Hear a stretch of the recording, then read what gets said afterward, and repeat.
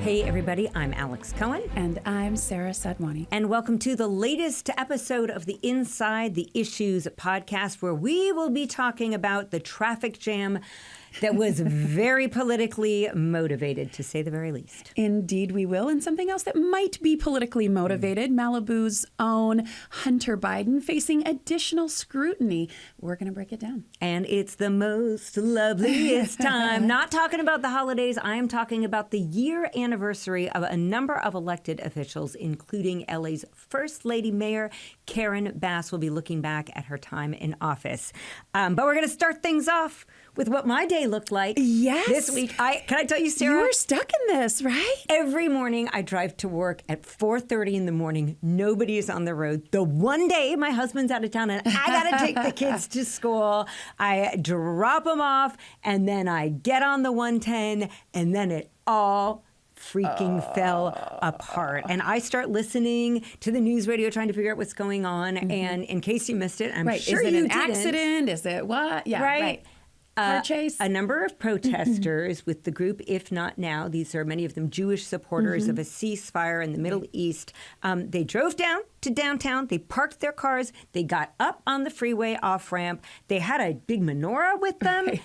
And man, oh man, it created complete chaos. And utter chaos. How long were you personally stuck in this traffic? A long time. A drive that is usually 30 minutes when there is no traffic took me over 2 hours yesterday. So yeah. Yeah. So I have some By any feelings means about necessary, it, but, baby. Well, I'm so glad that you said that because actually, let's first of all, Sarah, go to the regular segment we do every week. What's the word? The word is impact. Yeah. When you say by any means necessary, if you want to make an impact, the first thing I thought the second I heard that protesters were on the freeway, I said, and that is a page out of the playbook of Black Lives Matter LA. What, probably now like almost a decade ago, that they would shut down the freeway overpasses. And I have to say, like, if you could take the politics out of it, which I don't know if you can, I was like, that is a brilliant move. Right. You can march in front of the federal building. You can have a protest in, Pershing Square or MacArthur Park or whatever. If you want people to know what you're doing, right? If that is the goal, shut down a freeway. You'll wind up on the nightly news. Yes, super visual. Very much so. Yeah. But I think the question then becomes: yes, you're having the impact of spreading the word. Yeah.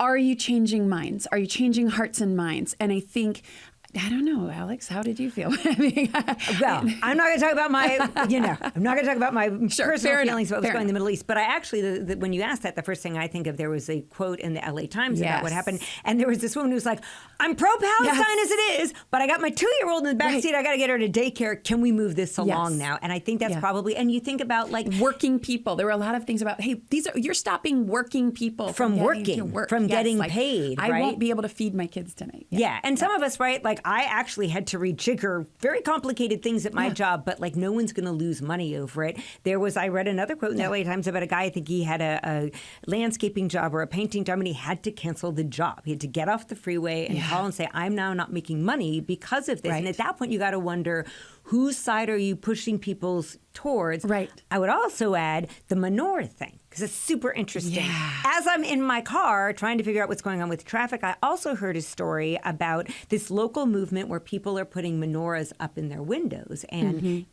it's Hanukkah right now.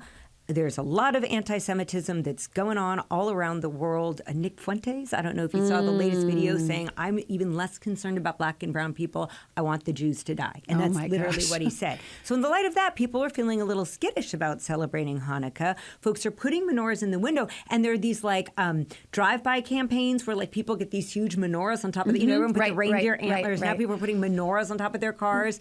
And so now if these protesters are supporting the Palestinian people, and they put up the menorah. Like at one point, it was just like message overload. Right. What message exactly are you sending?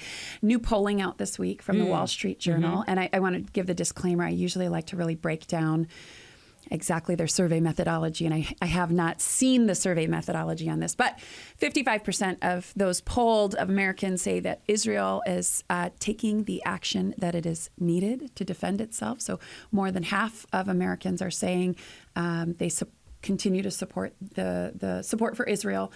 However, growth for sympathy for Palestinians is certainly rising, and I think that is absolutely in display in this protest that we're seeing at the 110 Freeway, as well as on all of these various college campuses and elsewhere. And now Politico reporting this week that Kamala Harris, the VP, is kind of pushing on her boss, the president, saying, hey, you really got to think about the Palestinian people. You got to think about what happens once the fighting ends. Right. These are all anonymous sources. You talk about methodology and whatnot. The official Kamala Harris people are like, Politico, don't go making things more difficult. But this is clearly such a heated situation, which is also, of course, something that is really coming to the forefront on college campuses. And Sarah, everybody I know who's in the academia world is like, man, oh man, this is a really difficult time to be part of that system. It really is. And let me say I was in a closed-door faculty meeting for quite some time yesterday. It was fairly painful.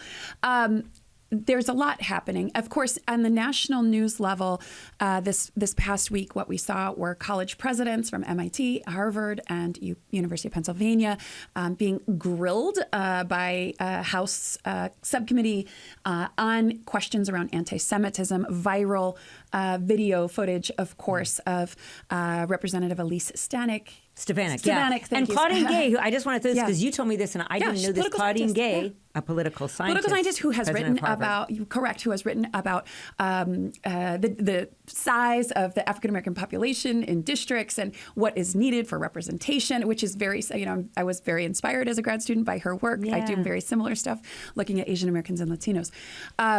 So, they were absolutely on the hot seat on very similar issues about free speech, right? This 110 closure is a question of free speech. To what length are you going to go? And 75 protesters were arrested for your cause and to advance your cause. On these campuses, we have, of course, seen some pretty horrible things happening at Pomona. This is reported in the student newspapers.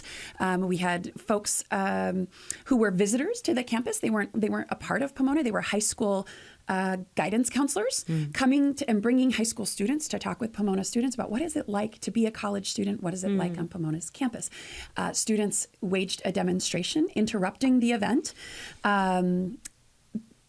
Phones were brought out and video footage was captured of one of these high school counselors saying, why are you guys wearing masks? The protesters wearing masks. The protesters were wearing masks. It was posted on Instagram and reposted numerous times. This high school counselor has now, with his name and name tag being on, all sorts of doxing occurrences. His name, work email, his work email has been registered on porn sites, apparently, all sorts of threatening calls. That's some impact, right? That's an impact on his life. And so then the big question, we don't know who did this, right? We don't know who made those actions.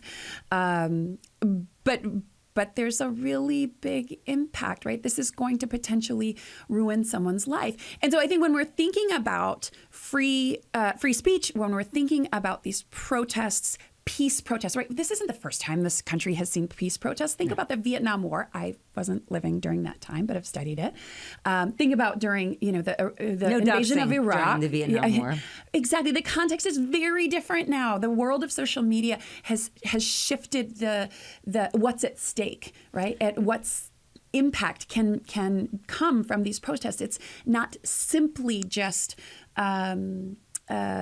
gaining recognition for your issue, but in some instances leads to significant harassment of individuals. But and it's tough. Potentially ruining lives. Sarah, my kiddo was asking me, he was like, what's the deal with South Africa, Mom? And so we had this really interesting conversation about apartheid, which made me remember, because I was on campus protest was a huge part in ending apartheid. So on the one hand, you can make the case it has huge impact, it needs to happen. But when you talked about your closed-door meeting, because I want to tease out what I think you were saying here, if you in your college and so many colleges, and I would say even high schools and elementary schools, are spending so much time behind closed doors talking about how do we deal with this issue, what are all the direct, immediate issues from financial aid to all sorts of other things that aren't being discussed. And the same thing is happening at city councils, board of supervisor meetings, right? How much obviously this is a huge and important situation in the Middle East, but if it becomes so much a dominant part of people's times, there's city council meetings where 4, 5, 6 hours have been spent just on this, then what's happening with all the other stuff that also needs to be addressed? I agree. And I think for me, one of the big questions is, what is the ask, right? The protesters who shut down that freeway, their ask is for the U.S. to divest and to stop engaging and support for Israel. I think it's beyond a ceasefire, right? I think that's the ask. On college campuses, clarify for me, friends, what your ask is. Our president has actually offered to talk with the protesters. They don't want to talk. I don't see any college president, quite frankly, negotiating ceasefire in the Middle East. Very skilled folks, but I just don't see y'all doing that. But Sarah, so help me define what is it, if there's a learning outcome for students on these campuses. We have staff members who it is their job is things like human resources, and they feel harassed. Their buildings are being locked down. Yeah. But I'm going to push back to you and say, right? Because I remember where I was at. It's been a long time since I've been in college. Very involved in college. Right, but that's protests it. As well. I think, for a lot of kids, being at college is your first time really away from home. Your first time feeling like you're an adult, and you've got the decision: am I going to get arrested today? Am I going to show up at a protest? Right? And brains, but you're also right. There's neuroscience that shows your brain isn't yet fully formed either. Right. So it's just this really squishy, interesting nexus of figuring out what your impact in the world is going to be. We could talk about this all day. One more thing. Sure. Impact on Biden, right? Because I think the key component here is we talked about Kamala Harris coming out saying, ooh, maybe we need to start thinking about the Palestinian people more. Agreed. Maybe they also need to be thinking about their reelection future as well. Yeah. Many folks saying they are not going to vote Biden. That definitely sets up a different calculus for 2024. Yeah, and yet it was just in town with all these very wealthy Jewish fundraisers. 100%. And if you don't totally support Israel, you're kind of screwed if you do, screwed if you don't. But, and this is like the really forced transition, but to get us, we were talking about Biden. When you were talking, or actually, no, here's a better transition, because speaking of Biden, when he was in town, he gave a huge shout out to LA Mayor Karen Bass. Yes. And this week marked the first year of her being officially in office. There is a booklet, there was a tour, there were a speech that she gave in Venice at the site of one of the places that used to be totally overrun by encampments. And not only did her administration come and relocate those folks, put many of them in shelters, there's some question about their long-term housing and how long that's going to take. But I think also important to note that in places like Venice, people have stayed away. It's one thing to clear those encampments, but if tents show up 5 weeks later, then who cares? There's been a lot of ink spilled about how did she do in her first year. And I have to say, LA Times, LA Magazine, these are rave reviews. I was actually with the mayor at City Hall and John Regardi's review in the LA Magazine. And I said to her, I actually feel like I'm with the leading lady who just gave her Broadway debut. I got the New York Times review. Do you want to hear it? And I could see her look at me like, do I want to hear this? And I read it to her, and John Regardi was like, the only dispute is which cliche do we use? Is it a smash success? Is it whatever? Yeah. She's very pleased to hear that. And even the LA Times, which is always critical of the mayor, had a hard time finding people really dinging her beyond what are we going to do about the long-term housing? There's, of course, concerns about some of the quality of living at some of these shelters. I thought, Sarah, that what we could do is not just talk about the impact that she's had over the past year, but what does she do in year 2, right? Right. Now that she knows the lay of the land. What are you hoping to see from her? Well, and I think a part of this smashing success, or however you want to refer to it, certainly she's wildly popular still, is that homelessness was solving the homelessness crisis. First, I don't know that there is any solving per se. Never. But it was always going to be a multi-year strategy, right? So even though we came in with, we're declaring emergency, we're putting all of our efforts towards this, we're locking arms. We were never going to do this overnight. Yeah. So remember when she got in trouble on the campaign trail? I think it was the Wall Street Journal. Yeah. She said it's going to take many years, and everyone's like, Caruso's team was like, look, she said it's going to take really long. Or she's being honest. Oh, gosh, a politician who's honest. This is refreshing. But we are seeing some progress. We're seeing the needle move. And I think, especially when we're talking about investments in affordable housing, building places, purchasing buildings. As more of this continues, my greatest hope for a second year is that we continue to see progress towards this. And I think the motivation is 100% there. Certainly, I mean, she was always a mayor who knew that this was going to be her greatest challenge. Yeah. But every year we get closer and closer to those Los Angeles Olympics. And I think that does weigh heavily on the minds of at least the mayor, but also some politicians, right? Yeah. To make sure that by the time we get there, that Los Angeles is really making showing its best self. Yes. And when it comes to impact, I'm going to make a really weird analogy, but I do think it's fitting. It's like weight loss, right? If you're looking to lose weight, like everyone knows, okay, cut out the sugar and booze. Sure, you'll drop that first 5 pounds, nobody's business. But then once you've had that impact, how do you go to the next part? And I think that's right. Oh, that's actually a very LA answer. No. That is like, well, maybe it is Ozempic. So, but what is the Ozempic of homelessness? Yeah. Words I didn't wake up today thinking I would say. And I think for the mayor, it is figuring out what else can we do that will have impact. And this is another thing that I talked to her about when I sat down with her at City Hall this week. And one thing that she said that I felt like kind of flew under the radar, didn't get a lot of coverage, in her year-in address, she said, next step is to really partner with private enterprise, with philanthropic movements to get them to do some of the heavy lifting. That is her Ozempic. Yeah. So it's like, that sounds great. And tell me how you make that case. Because if you're some Fortune 500 company, do you really want to invest millions of dollars cleaning up someone that's pooping on your sidewalk? Or do you want to that's not necessarily where you want to spend your money. So I asked her, I said, okay, pretend, and I'm not, I'm some super wealthy company. How do you make the pitch? Here's what she told me. You know, as an Angelino, in a few years, the world is going to be here through the World Cup, through the Olympics. We want the world to see a beautiful Los Angeles. We do not want the world to see tens of thousands of individuals living on our streets. So we all need to have skin in this game. And I need you to participate in a charitable manner. You have made so many contributions to the city. We have established a pathway out of this crisis. I need you to come on board and contribute. What do you think? So it'll be really interesting to see what she does in this next year. So the other thing, too, that I noticed was that when she gave her year-end speech, I was trying to watch it, and it was on Facebook. So I watched there. And oh my gosh, the people love the Karen Bass on the Facebook, right? And then you look and would it be the same if it was on TikTok? I don't know, because I'm really bad about going on TikTok. Yeah. But on X or Twitter or whatever you want to call it, right? And at a certain point, I wondered, I just don't know how much of a head messer-upper, that's not the word that's in my brain, that's the one I'm going to use, it must be for the mayor or any politician, because you're trying to figure out how you're doing with the people, right? And actually, it's another thing Karen Bass told me. She's going to send out a survey. How safe do you feel and why? Because she really wants to know, and I think that's a smart strategy, because safety to one person might not be the other.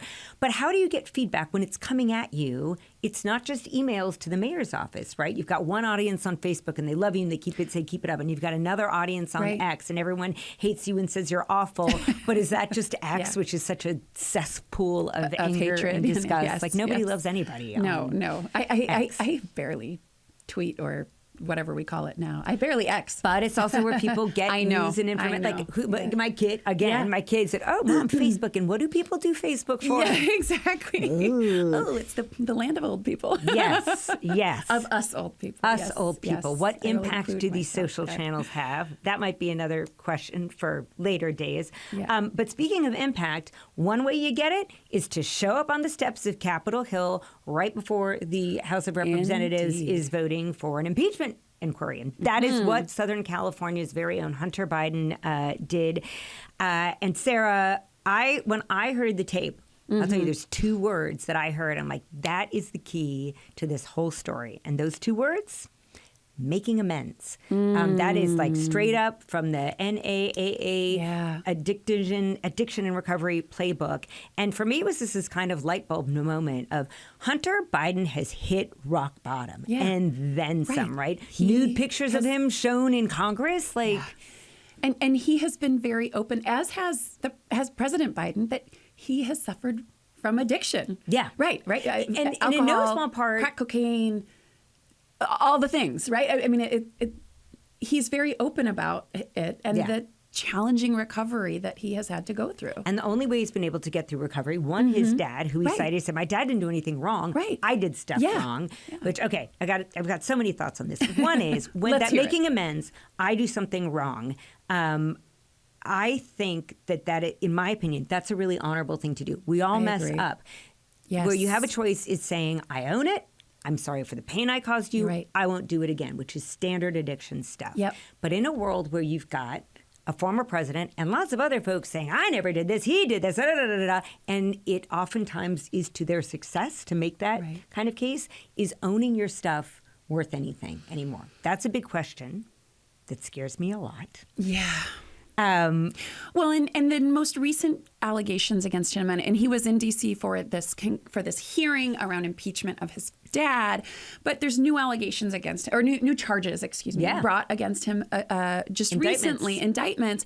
And all of this was actually supposed to have been solved over the summer with a plea deal that he was ready to accept, and now it's all gone awry, and the same kinds of charges. I'm almost confused about it. The same charges are being brought up again about tax evasion, even though he's gone back and said, look, I was in the depths of my addiction at that time. You're right. I didn't pay my taxes. I'm clean now. I've repaid them. I accept this responsibility. He wanted to accept the deal, and then the deal falls through, and now they're coming back and want to put him in jail for felonies rather than accepting misdemeanor charges. I mean, the whole thing is just so...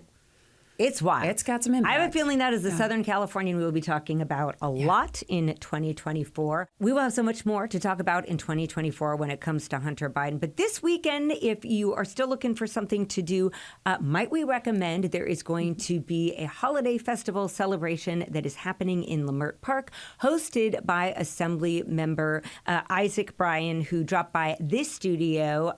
Sarah's going to get a little much-deserved time off for the rest of this month, so you'll be hearing that in a future episode. But I did want to share what he's doing this weekend so you can go and check it out for yourselves. He's doing this in conjunction with a group called the Special Needs Network, and they work with folks who have developmental disabilities in underserved communities. And that's something that is really close to Isaac Bryan's heart. Here is what he had to say. So the Special Needs Network was founded by the incredible Areva Martin.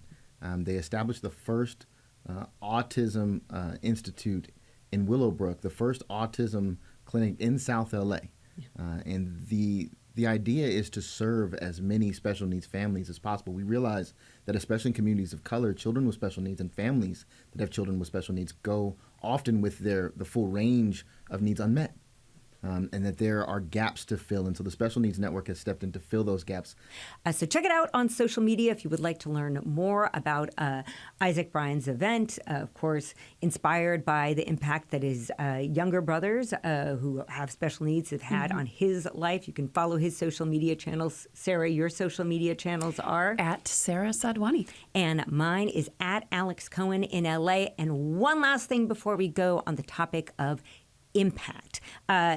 There would be no Inside the Issues podcast were it not for the impact of a certain guy, our executive producer, Jeff Shore, who's here in the booth with us. So it's about as awkward for him as it is for me. So I'll keep it short and sweet. Jeff, Sarah, and I are both so deeply grateful for all that you've done to make all of this beautiful studio and all the hands on deck a reality. It would not have happened without you. You can leave and enjoy retirement, but Jeff, you better subscribe and keep listening. Same goes for you, everyone who's not Jeff Shore. And we'll see you here next week. The Inside the Issues podcast is a Spectrum News One production. Crystal Goss is our producer. Nathaniel Leathers is our editor. The executive in charge of production is Jeff Shore.